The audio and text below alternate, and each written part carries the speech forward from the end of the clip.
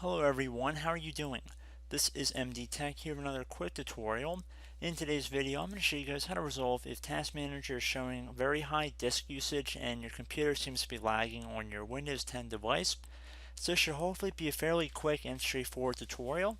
And without further ado, let's jump right into it. And we're going to start by opening up the Start menu. And you want to type in Services. Best match should say Services. You want to left click on that. And now you want to go down until you find a service that says Superfetch right here. And you want to right click on it, left click on Properties. Underneath Startup Type, you want to change it to Disabled. And then click on Apply and then OK. You can always go back and re-enable it at a later time if you choose to do so. Close out of here. Now I'd recommend going and right clicking on your taskbar, which is basically the bar which is typically along the bottom of your screen. You want to right click on that and then left click on Task Manager from this menu. If your Task Manager view looks like this, you want to click on More Details and expand the view, and then go underneath the Startup tab at the top by left clicking on it one time. I'd recommend turning off any startup entries listed in here.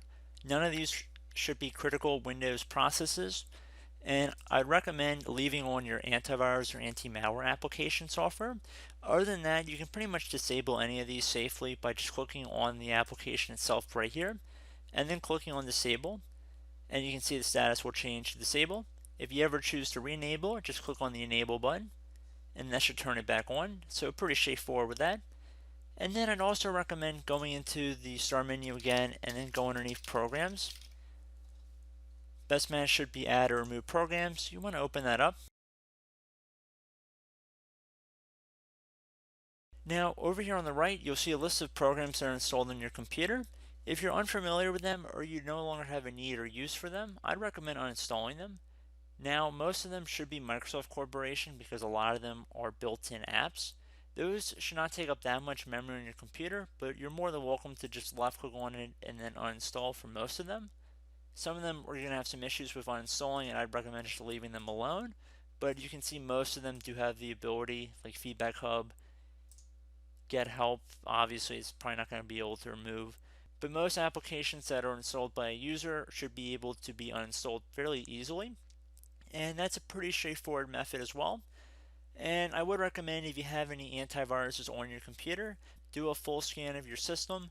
Maybe it'll find some leftover remnants that you could hopefully clean up a little bit.